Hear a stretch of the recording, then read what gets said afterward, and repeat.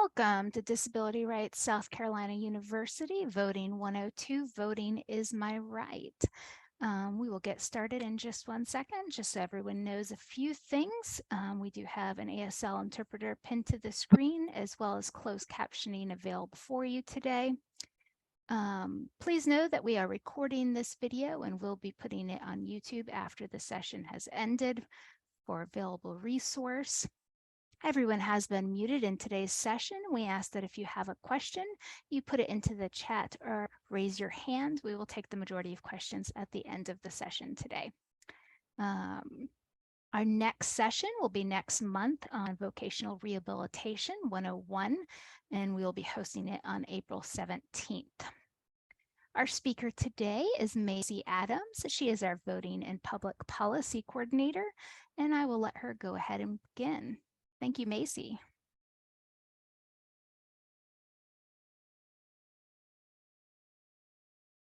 Oh, Macy. Thank you, Maggie. Sorry, having trouble finding the mute button.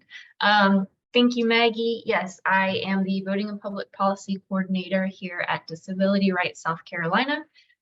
Today we're going to be talking about Voting 102. Voting is my right. This is going to go over for people with disabilities, for people who care for and advocate for people with disabilities, and then also those who might work with them in different settings.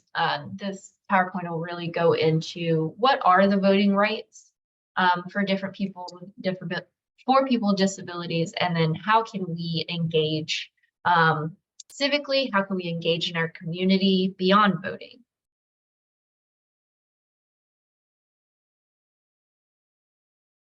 Okay, a little bit about Disability Rights of South Carolina. We are a nonprofit providing free services statewide. We are mandated by state and federal law to protect the rights of people with disabilities in South Carolina. You've probably heard us refer to in the past as protection and advocacy. That is still very much what we do.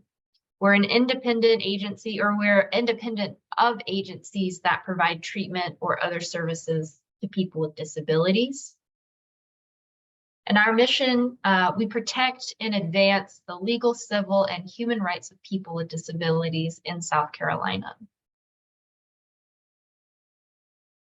The services that we provide are many, but here's just a brief list. Information and referral. We run a hotline that you can call, and we'll have that number at the end of the PowerPoint. For information or referrals on any number of topics, say if you move to a new county and you're trying to find what providers are available to you, you can give us a call. If you have questions about your rights or the rights of somebody in your care, you can give us a call. We provide legal support if it escalates beyond just that information referral call. We do a lot of education and outreach. Part of that work is this Disability Rights of South Carolina University series, providing those resources to people so they can have easy access to that knowledge. We do a lot of monitoring and investigating, so we will monitor anywhere that cares for or houses people with disabilities. I personally, my monitoring is more on election day, monitoring our polling places to make sure that they're in compliance. And then lastly, public policy. We do some systemic work at the State House trying to make sure that any new laws serve people with disabilities and they don't create new barriers. Okay, so Voting is My Right is the name of our new campaign that we've been launching for over about a year now to really try to get the word out to the community about that people with disabilities have the right to vote, and they have a lot of other rights associated with that. I like to start the presentation with the question of why do we vote? Everyone has their own motivation. Maybe you care about potholes and better buses in your community. Maybe you want better health care options. Maybe you want your elected officials to reflect your personal values and your lived experience. But the bottom line is that our vote is our voice. And whatever motivates us to use our voice, it is our right as citizens to be heard.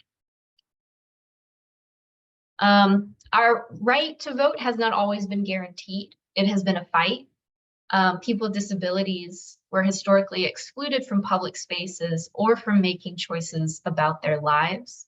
Advocates like Judy Heumann and Ed Roberts, pictured here on the left. Judy Heumann is a woman wearing glasses, speaking before this was the federal government, and Ed Roberts is the man. He is using a breathing apparatus behind her. These are two advocates who organized people with disabilities and demanded that the federal government pass legislation that made it illegal to discriminate against us. Advocates like them are people that bring attention to problems and work with others to fix those problems. Advocates like you and me honor their history and their work by voting and continuing to work for access and independence for all. While we legally have equal access to the vote, that isn't always reflective in our experiences on election day.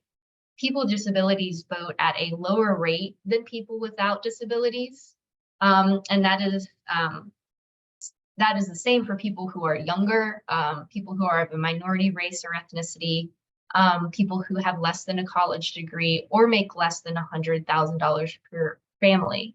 That means that the people that need and use government services the most are the ones that are saying the least, having the least amount of input into what those services are.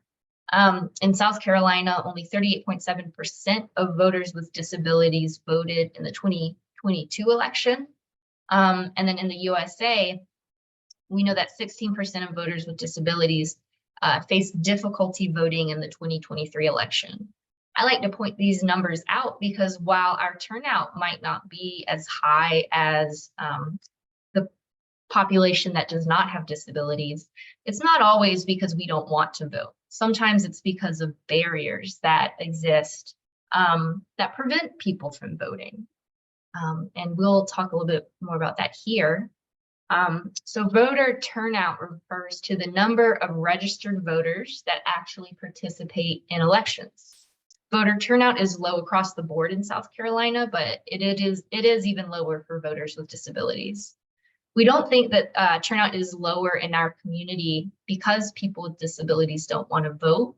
We understand that there are still many barriers to accessing the ballot box for people with all kinds of disabilities. And that's why it's so important that we all understand what our rights are and how we can use them.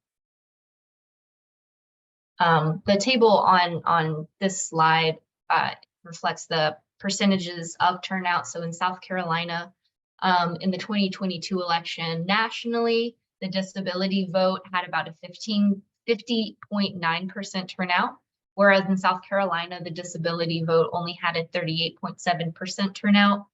And then you'll also see in the next column that South Carolina is still behind in turnout from the national average for the general population as well. So we know our turnout's low. We know that that's a lot of the times because of barriers or people not understanding what their rights are. So for this next section, we wanted to go into voting rights, specifically talking about what rights we all have. So this list is not everything, but it's pretty comprehensive. So what voting rights do I have? People with disabilities have the right to register to vote. They have the right to vote. They have right to access a polling place. They have the right to request assistance if needed. And they have the right to vote privately and independently. A lot of this comes from the ADA that was passed in 1990.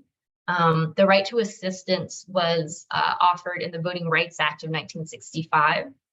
And the Help America Vote Act that came out in 2002, that gave us the right to vote privately and independently, meaning pretty much that we have the right to vote just like anybody else does. The right to register is really important because voting isn't just showing up on election day. We have to first let the government know that we intend to vote, and that's what the registration process is. Voter registration is open to any U.S. citizen who is 18 or older, who is not in serving a prison sentence, are not on probation or parole, and have not been declared unable to vote by a judge. So for people with disabilities, that's pretty much everybody, you know, barring personal circumstances. The only time that we need to be worried about if somebody legally has that right to vote is, one, if they're serving a sentence for a conviction, or if their voting rights have been taken away by a judge. We see that sometimes in guardianship situations. And I'll talk a little bit more about that on this next slide here. Mental competence. You have the right to vote unless it is specifically taken away by a court order. Again, this is a note on guardianship. If you are a caretaker, if you are a person that knows that they are under a guardianship, refer to that paperwork if you are interested in voting to find out if there are any limitations. I like to remind people with disabilities that your right to vote cannot be taken away by a parent, a child, or a medical doctor. If somebody's telling you that you can't vote, the only reason, like, check the paperwork, because you probably do. And then also, no one can make you take a test, like proving that you can read when you go to register to vote or to vote. That protection is extended to all citizens under the Voting Rights Act. So in South Carolina, we have a number of different ways to vote. It's not just on election day anymore, and having different ways to vote is great for people with disabilities because it helps accommodate to whatever accommodation you need. So different ways to vote in South Carolina. We now have early voting in South Carolina, which is big. Early voting is the first 2 weeks before an election now. The counties will be running early voting, and I'll go more into what that looks like in a later slide. We have the option to vote absentee. You might know this more as vote by mail. We have the option to vote curbside on election day. This is a new service that has been rolling out over the past couple of years. And then we can also vote, just like everybody else, in the polling place on election day. So now I'll go into a few of the pros and cons of the different ways that we can vote. So absentee voting, this is where you can vote by mail without going to the polls. You'll see a picture to the left of a young person filling out some voter paperwork there at a polling place. The process for voting by mail is long, so we do encourage people to start early. Call, mail, or visit your county elections office to get the paperwork. I advise calling or visiting if possible, because each county's paperwork is a little bit different. If you need assistance finding your county elections office, you can always reach out to Disability Rights. This is the ABCs of voting by mail. Put this together to kind of help us all keep it straight because the process is a little bit complicated. So A is the application. Before we vote by mail, we have to first apply to vote by mail.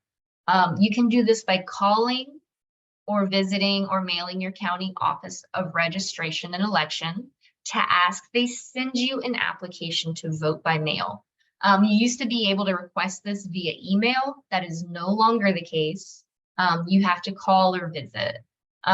Once you get that application, once you receive it, once you fill it out and return the application, then B, you'll get your ballot in the mail. That will come straight from the Election Commission, have a lot of different paperwork in it for you to fill out. But that's where you vote. You fill that out, you return it by mail or in person. And then C, check. This is a really neat feature of our voting system. You can check the status of your absentee ballot online or by phone by contacting your county registration office.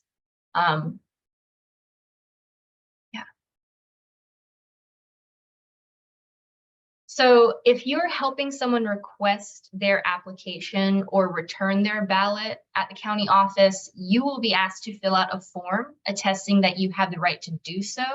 And you'll also be asked to provide a valid voter ID. This is important for anybody who works with people with disabilities to know that if you're going to go return your ballot, you can do it in the mail, just drop it off. But a lot of times we all feel more comfortable dropping it off in person, or maybe you don't trust that, the mail will get there in time. So dropping off a ballot in person at the county office is a very, understandable thing to do. Just know that you will have to fill out a separate form, and you will need to also be able to provide a valid voter ID. Okay, early voting. Early voting is where any registered voter can vote in person for the 2 weeks before Election Day. The counties set up designated early voting centers. There will always be one. They're allowed to have up to 7. We don't often see that, but some counties of the bigger counties will have maybe 3 or 4. So this is important to remember that early voting does not happen at your normal polling place. It's going to happen at a separate designated early voting center. The best way to find out where that is to call your county elections office. Sometimes it will be at that office. Sometimes it will be somewhere else. But all normal rules for voting in person apply. So they will have curbside available, or they're supposed to. And you'll need that voter ID and all the normal rules and accommodations that you have access to on Election Day. They're also there for early voting.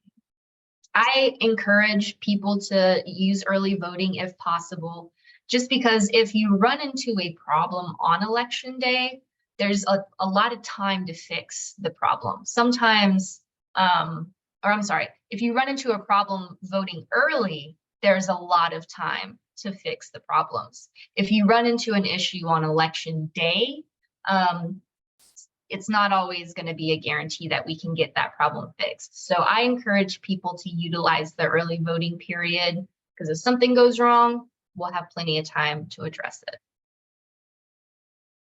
In-person voting, again, we all have access to enter the polling place on Election Day.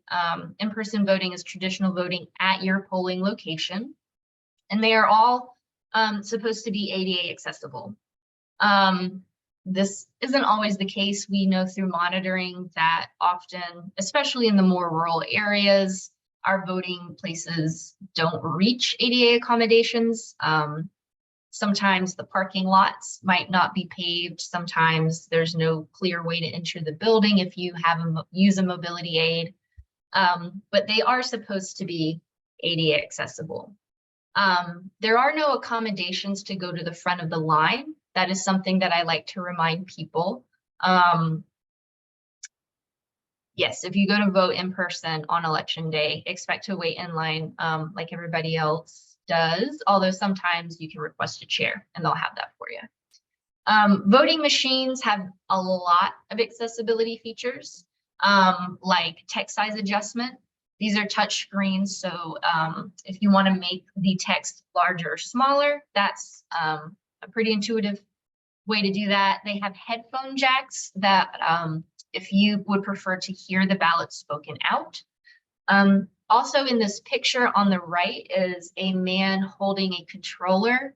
That controller is a Braille controller for people with vision disabilities. This way they can, again, vote privately and independently without having somebody have to read the ballot to them. These accessibility features, they're in all the polling places. However,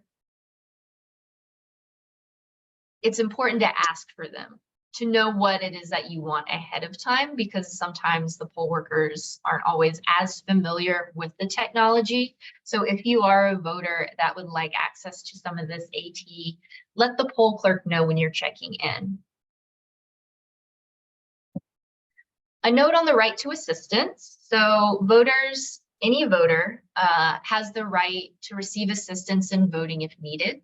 All you have to do, tell the poll manager at check-in that you need assistance, and they'll probably ask you who. Anyone can assist you in voting except your employer or your union representative. Those are both in law, but anybody else, if you would like assistance from a caretaker, a parent, a friend, if you would like assistance from the poll clerks, they are allowed to do that. Just make sure that you advocate for yourself and say, I would like assistance voting. All right, back to curbside. So I wanted to spend a little bit more time going into the details on curbside voting. Here in this picture, you'll see a woman using a ballot marking device from their car. That is the whole goal of curbside voting. If you are over 65 or have a disability that makes standing in line difficult, you can vote from your car. There are some things to know about, though. This is a newer service, and some of the counties are doing it a little bit different from other counties. So don't expect it, if it doesn't run smoothly and perfectly, that's okay. But there are some rules that we can all know ahead of time to help it run a bit smoother. So first of all, you do not need a disability parking sticker to use curbside voting. You don't need a decal or anything like that. They'll just ask you that question. Are you over 65 or do you have a disability that makes standing in line difficult? As you go to curbside voting, look for a sign indicating where to park. Some of those signs will look a little bit different than others. It's not always clear where in the parking lot you're supposed to go, but I'll show you some pictures to look out for. So normally when you go to vote curbside, you'll see a sign indicating that you're supposed to park in a specific area, and then the polling place will send someone out to assist you. Curbside voting, more information. This is the same picture here of a young woman in her car using the ballot marking device. Other things to note about curbside that sometimes catch people by surprise. Only the voter is allowed in the car while they are voting. This is important to note because sometimes people will take like a whole bus of people to go vote who might need to vote curbside, or a van, or maybe you qualify for curbside and another person in your car qualifies for curbside. That's totally fine. However, while the voter is voting, everybody else has to leave the car to allow that person to have that privacy. This is just something to think ahead for and plan for. If you are going to use curbside voting, make sure that you are able to leave and get back into the car if multiple people will be voting. Something else to think ahead for, there might still be a line. Curbside sometimes also gets backed up, just like the indoor polling goes. So just be patient with our poll workers. They work hard, but that you might still have to wait. And then again, the driver and other passengers are not necessarily entitled to use curbside voting just because they came with a person who does. If you also want to use curbside voting, you will also have to qualify. I'm sure we might have some questions there, so Maggie, let me know. It can get a little confusing. So the curbside voting signs, like I mentioned, different counties use different signage. The most basic one that we usually see is the one on the left, and this is a picture of a blue sign with the International Handicap logo on it, and it says curbside voting. That sign is placed in a traffic cone. And then on the one on the right, this is one that we see in Richland County. I know that Charleston and Greenville also have different ones, but their curbside voting sign in this picture is more of a larger white kind of sandwich board sign, propped up, big letters saying curbside voting, and then it has the Richland County logo on it. I like to point this out just because, again, it is not always clear where the curbside voting is, but you will see these signs if you look for them. So just keep an eye out. Reporting problems, because unfortunately, voting is a human institution just like any other government service. So it's not always going to run smoothly. We might run into problems, but that's okay because there is a ton of people. There are a ton of people available to assist. So if you experience problems at the polling place, the first person to go to is the poll clerk. Poll clerks are the main organizers of the polling place, and they should be able to answer most of your questions. In South Carolina, it's kind of funny. Our poll managers is the word for just every poll worker, but the poll clerk is the name of the person who is in charge of the polling place. Seems a little bit reverse in my mind, but the poll clerk should be your first stop with any problems.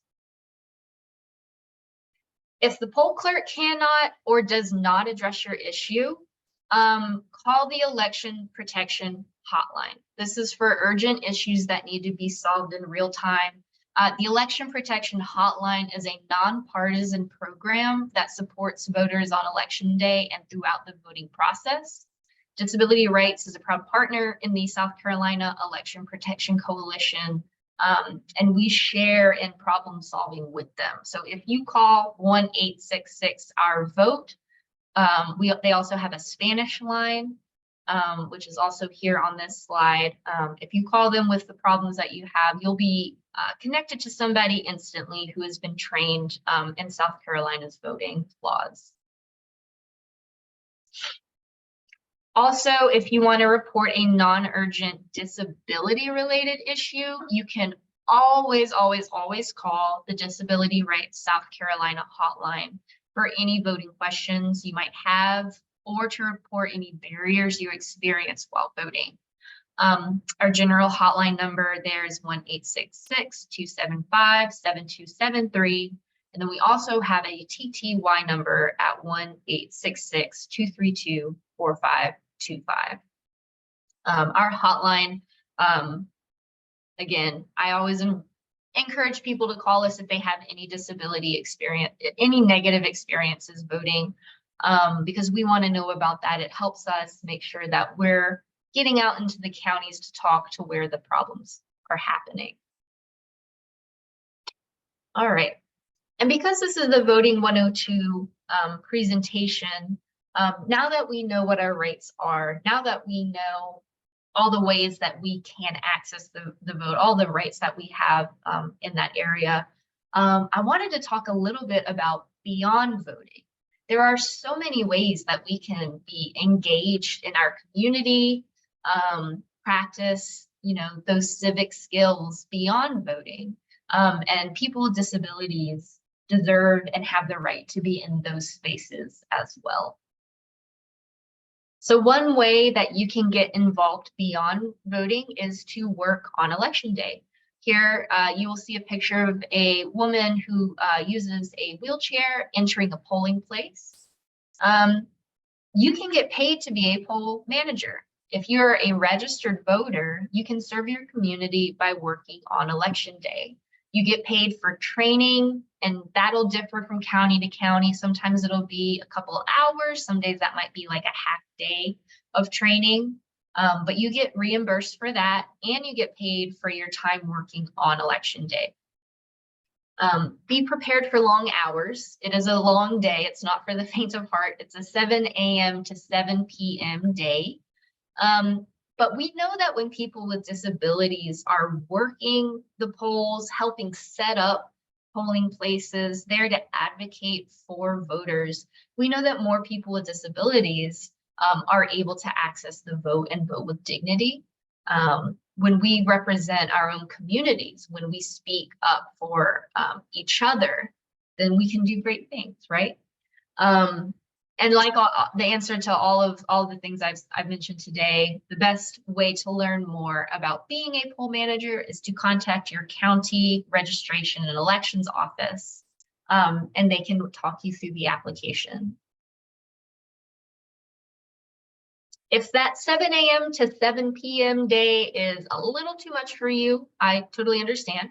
Another way you can get involved and serve your community is through election protection.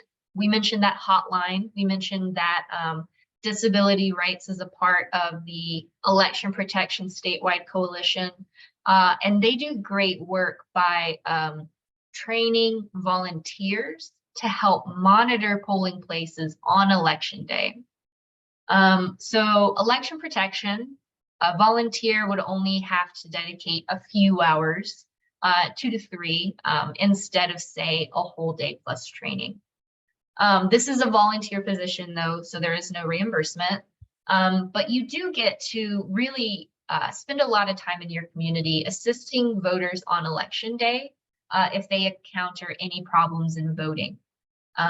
Again, part of that work is monitoring our polling places. And it's a great way to volunteer and get more involved in elections, even if you only have a couple hours. This website here, protectthevote.net, is where you would go to find more information about how to apply and get involved in that work. The picture to my right here shows a woman that uses a wheelchair voting at a ballot marking device privately and independently. Other ways that we can get involved in our communities beyond voting is through public service, by serving on a board or a committee. Most counties, cities, and towns have different boards and committees that help guide government work. These groups are made up of active citizens that give feedback and help make decisions on everything from recreation to transportation and everything in between. Examples of these boards or committees that you might have heard about or read about in the news, say the Transit Authority.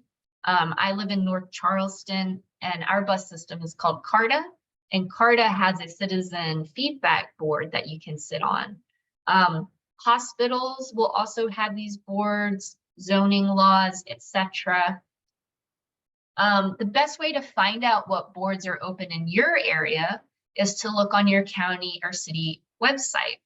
I have a link here that I'm not sure I'll be able to open. Maggie, do you think I can open a link or no?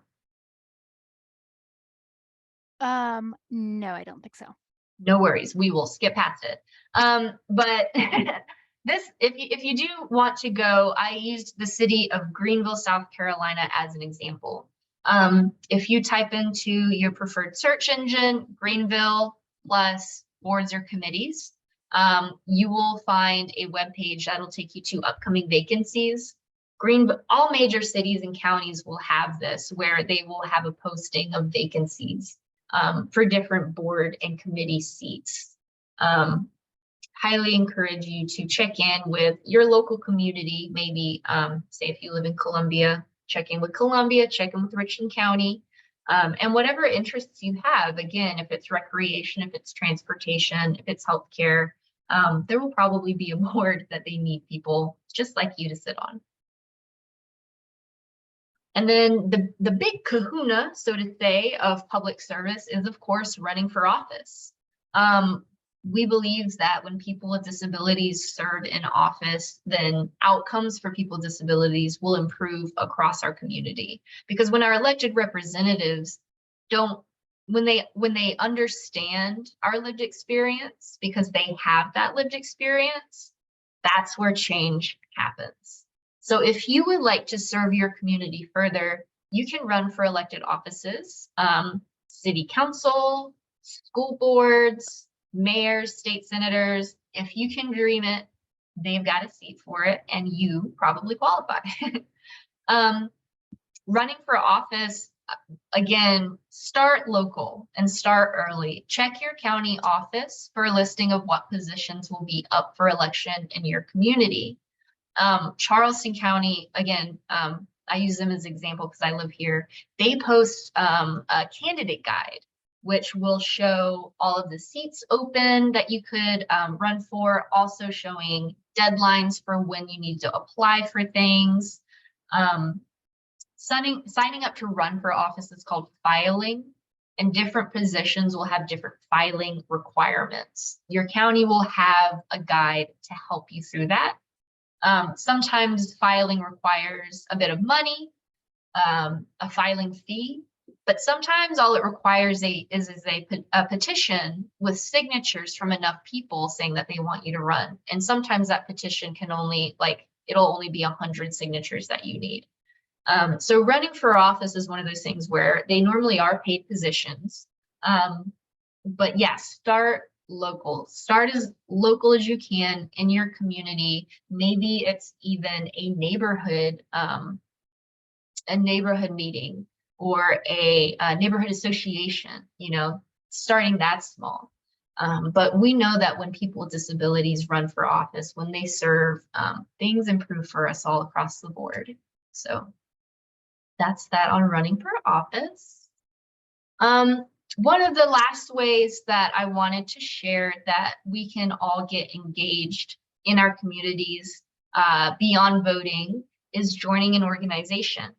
Joining organizations is a great way to meet other like-minded people that care about the issues that you care about.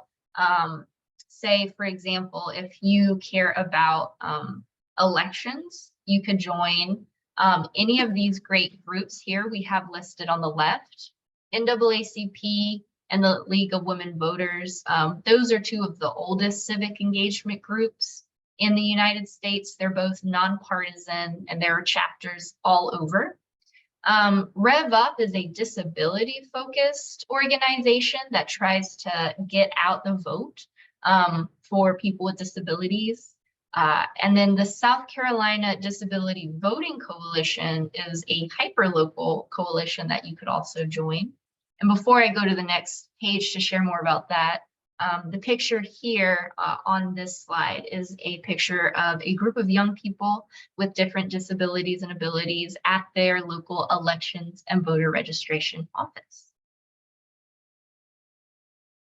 The South Carolina Disability Voting Coalition is a nonpartisan group dedicated to increasing the number of people with disabilities who vote through education and through improving access to the voting process. The image on this slide is of the DVC logo. And I am lucky and honored enough to get to run this coalition. We meet monthly. And we have a number of projects going on at any given time that we always need more volunteers for. So if you are a disability advocate that is also excited about voting, reach out and we would be more than happy to have you. Here's my contact information. My email, and then also the helpline and the TTY numbers for Disability Rights South Carolina. If you have any questions about anything that we went over today in this presentation, or if you would like to learn more about anything that we talked about, be it registering to vote, if it's you're having difficulty deciding on a voting plan, or if you want help finding out how to join a board or commission, please send me an email there at adams@disabilityrightssc.org.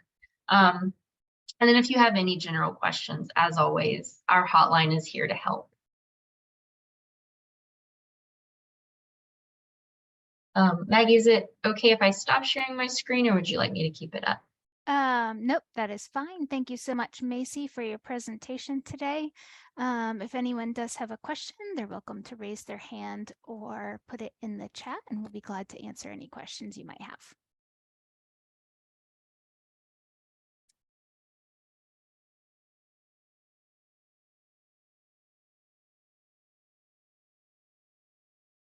All right. Well, I think, Macy, you were very comprehensive and detailed today and went over a lot of information. So we will be putting this up on YouTube in about 1 week so that if you have any questions and want to review it, you can. We appreciate your time today and thank you so much. Thank you, everyone. Bye-bye.